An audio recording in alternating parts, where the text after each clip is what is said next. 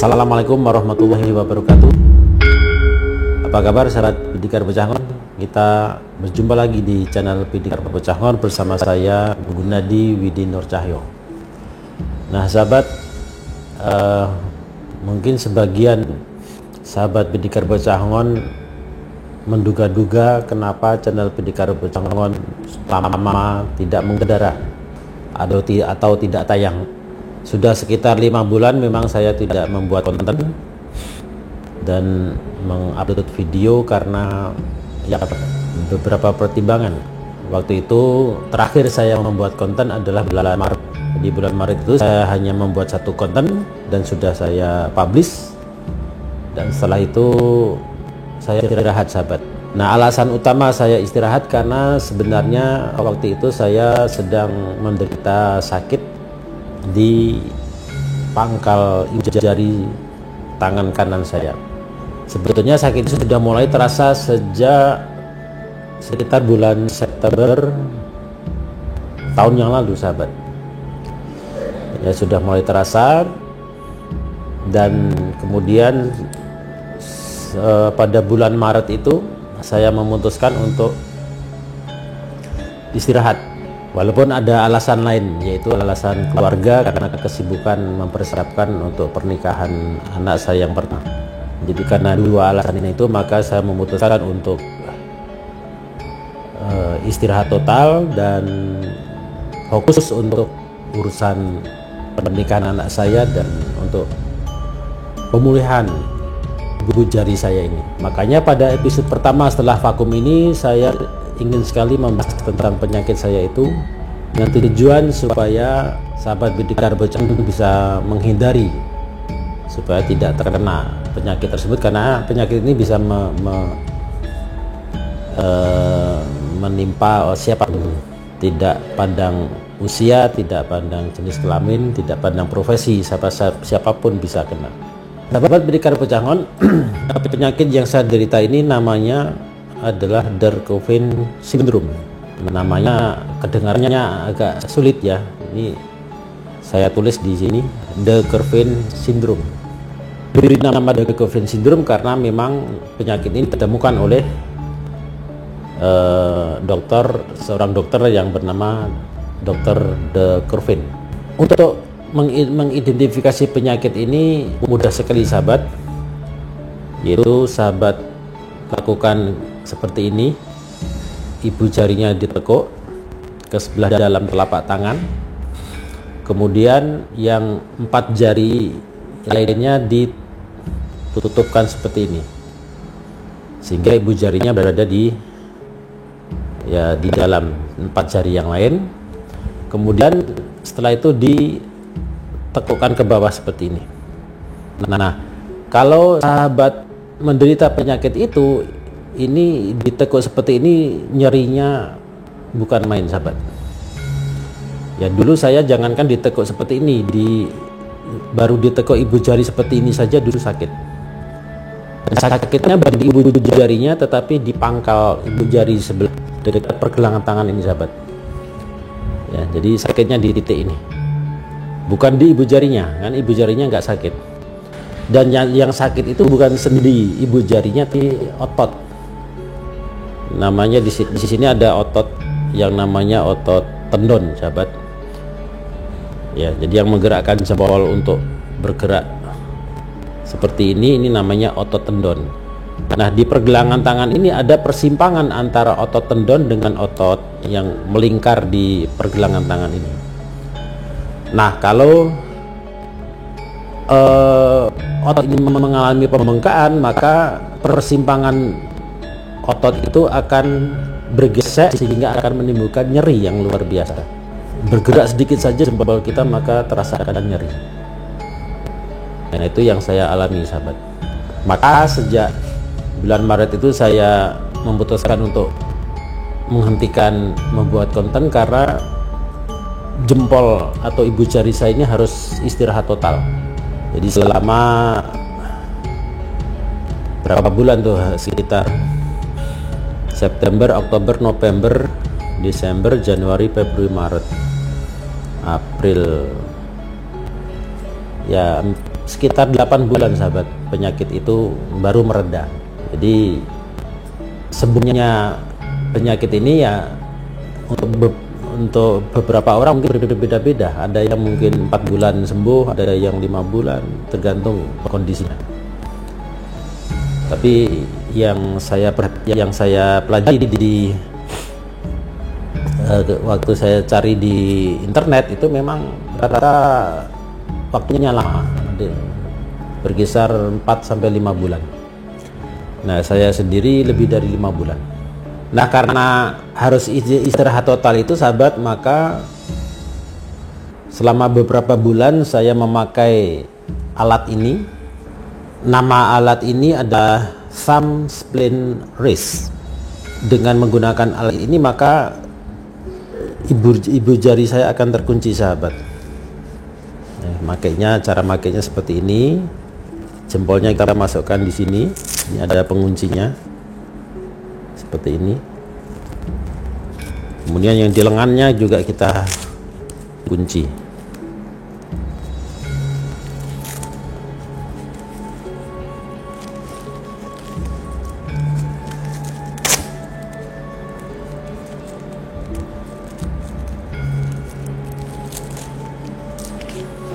Cleanup time, sahabat Pendidikan Pesangon.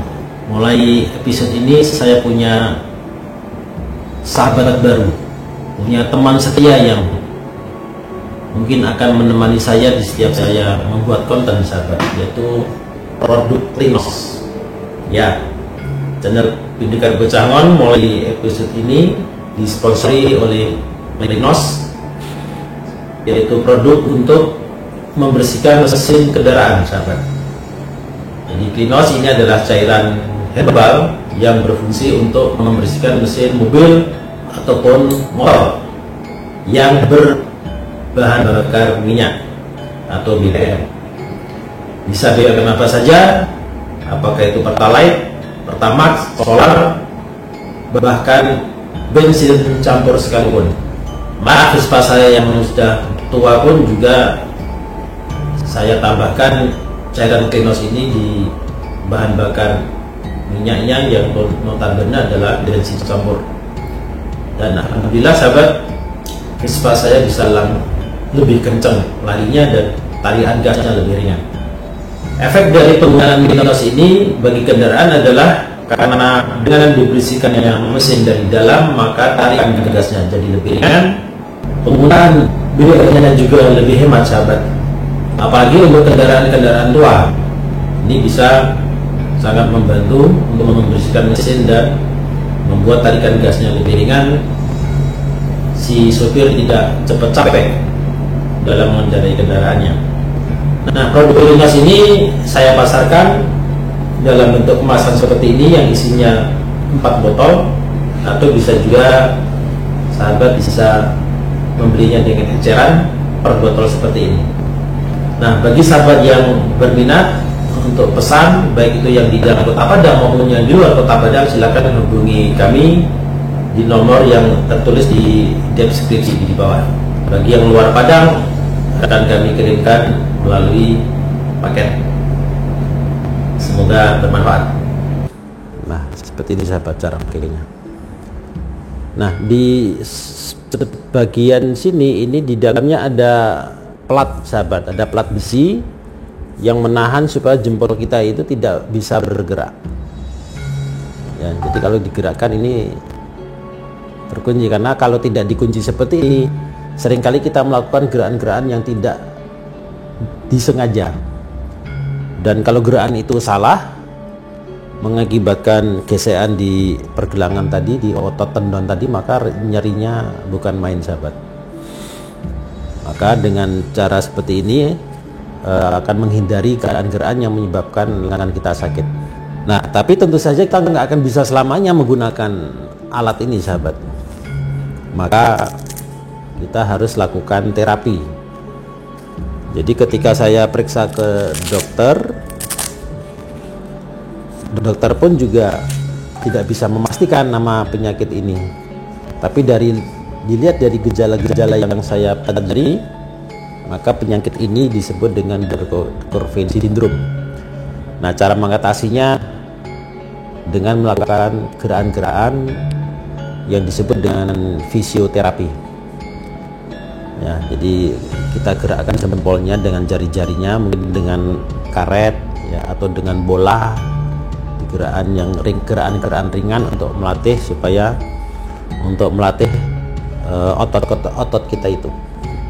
Tapi ada cara lain yang lebih efektif yang bisa saya lakukan atau yang telah saya lakukan sahabat. Kalau sahabat mau mencoba, kalau terkena penyakit ini ya, yang mudah-mudahan tidak. Tapi kalaupun ada, maka sahabat bisa mencoba alat yang saya gunakan juga, yaitu dengan menggunakan terapi listrik.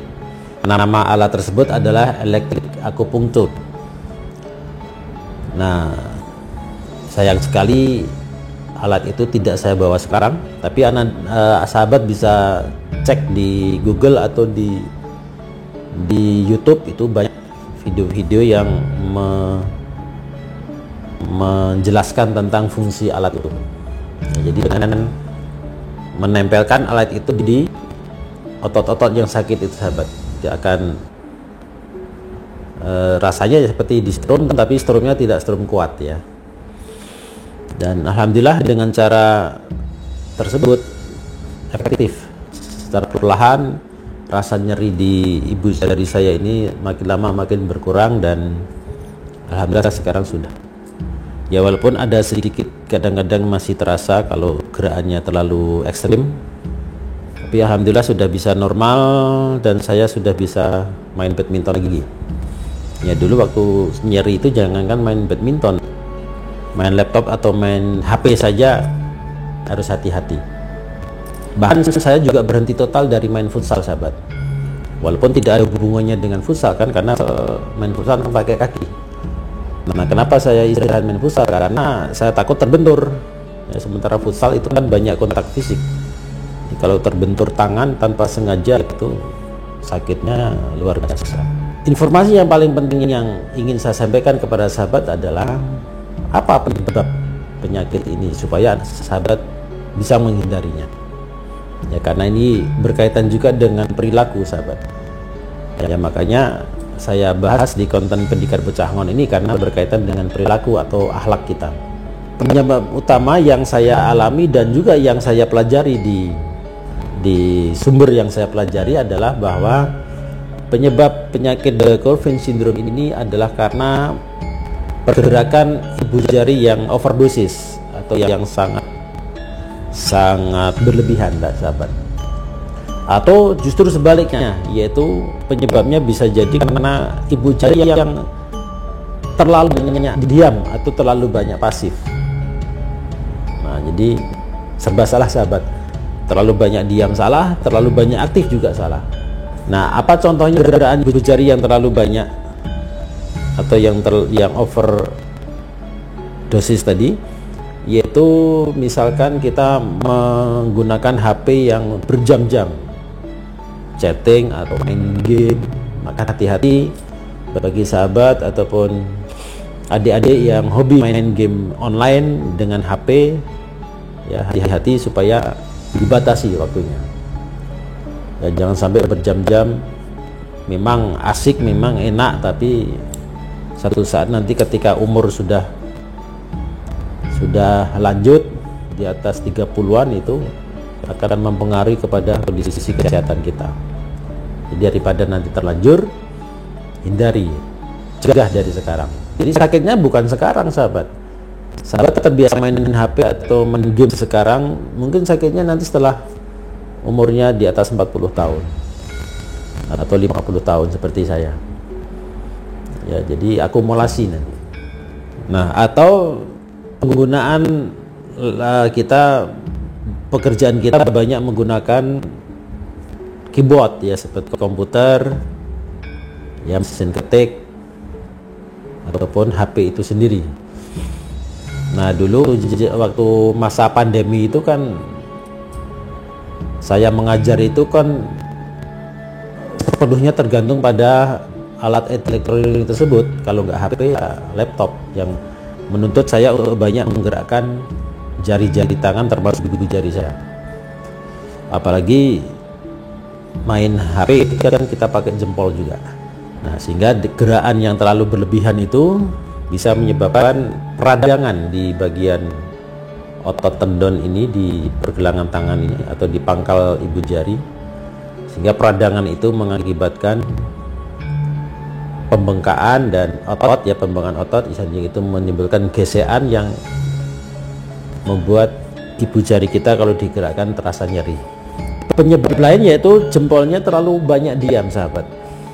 Contohnya adalah orang yang tiap harinya mengendarai motor, entah itu berangkat ke kantor, pulang pergi, atau entah itu memang pekerjaannya naik motor, tukang ojek, ojol, ya. Nah, pengendara motor itu kan tangannya statis, ya, jari-jarinya statis, yang bergerak kan cuma pergelangannya saja yang menarik gas. Ya, sementara jempol itu tetap pada posisi yang sama selama naik motor tersebut. Atau pelayan restoran yang selalu membawa baki di tangannya tiap kali melayani tamu seperti ini. Nah, karena tidak banyak aktivitas ibu jari, maka kondisi tersebut bisa mengakibatkan timbulnya penyakit Derkoven syndrome. Nah, maka saya sarankan sahabat Berdikar Bocangon sejak dari jauh-jauh hari supaya mencegah untuk menggunakan atau mengaktifkan jari-jari kita termasuk jempol supaya tidak terlalu lama kita gunakan dan harus kita batasi. Nah, ini pula yang diperintahkan Allah di dalam salah satu ayatnya, bahwa Allah berfirman, makanlah dan minumlah, tapi jangan berlebihan.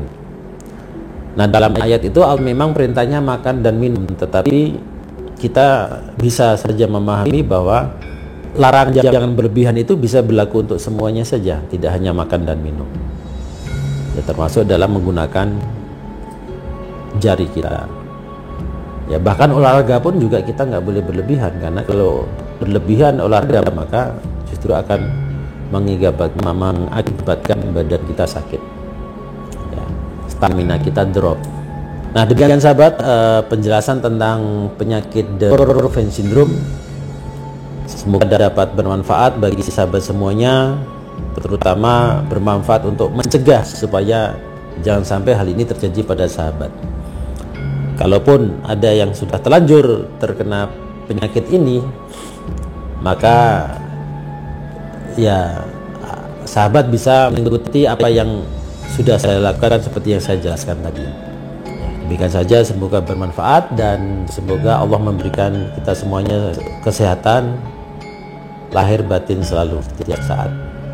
Terima kasih sahabat telah mengikuti channel Berdikar Bocangon, dan mohon doa dan dukungannya sahabat semuanya supaya saya bisa meneruskan membuat konten ini, dan saya termotivasi untuk membuat konten ini lagi karena dorongan dari sahabat Berdikar Bocangon juga sahabat. Demikian sahabat, insyaallah kita ketemu lagi di channel kadang-kadang dengan topik yang berbeda, dengan kisah yang berbeda, tetap di channel yang sama, channel Berdikar Bocangon. Sampai jumpa lagi sahabat, salam Bocangon.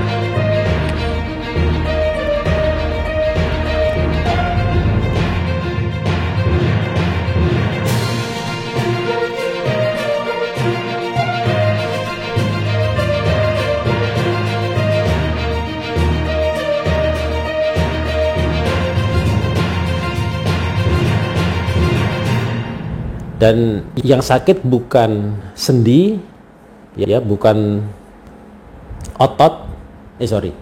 Ulangi. Oh no. Namanya saya lupa namanya. Atau alat yang namanya adalah elektrik